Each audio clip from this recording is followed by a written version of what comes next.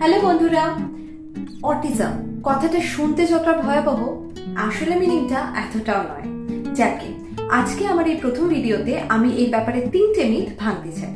আসলে মা বাচ্চাকে বেশি সময় দেয় না, তো তাই বাচ্চা কথা বলতে শিখছে না। এই ধরনের কথা আপনারা কখনো না কখনো নিশ্চয়ই শুনেছেন। অটিজম একটা ডিসঅর্ডার, এটা কোনো ডিজিজ নয়।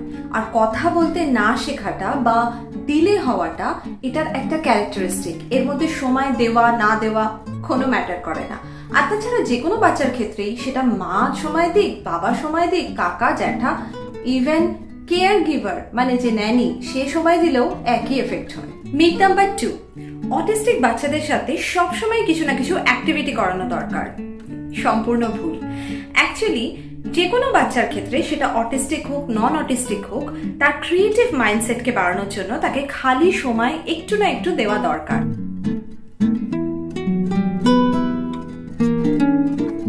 অবশ্যই অ্যাক্টিভিটির ইম্পর্টেন্স আছে।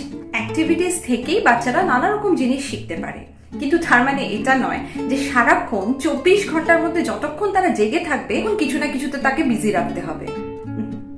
Myth number 2 busted. আচ্ছা, মিথ নাম্বার 3 এবার, যেটা আমার সাথে অনেকেই ডিসএগ্রি করবেন। স্ক্রিন টাইম, সেটা টিভি হোক বা মোবাইল হোক, যে কোনো ধরনের স্ক্রিন টাইমে বাচ্চাদের মেন্টাল ডেভেলপমেন্টে অসুবিধা করে।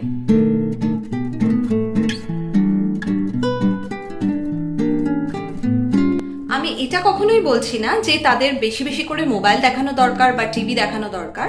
অবশ্যই স্ক্রিন টাইম ইজ হার্মফুল, সেটা মানা যায়, কিন্তু এটা কখনোই মানা যায় না যে increase in screen time is directly proportional to decline in mental growth. হ্যাঁ, অনেক ধরনের রিসার্চ এর ওপর হয়েছে, বিশেষত কোভিড টাইমে যখন বাচ্চারা বাইরে বেরোতে পারতো না, তাদের স্ক্রিন টাইমটা অনেকটা বাড়ানো হয়ে গেছিল। অনলাইন ক্লাস চলতো অবভিয়াসলি, এছাড়াও তারা ঘরে বসে টিভি মোবাইলে গেম খেলা অনেক কিছুই করে বেড়াতো। কিন্তু বিইং এ পিএইচডি, আমি জানি এই ধরনের রিসার্চ কিভাবে হয়, তাই এই রিসার্চ রেজাল্টসের ওপর আমার তেমন একটা ভরসা নেই। হ্যাঁ, ডাক্তাররা কি বলে সেটা আমি নেক্সট ভিডিওতে বলবো।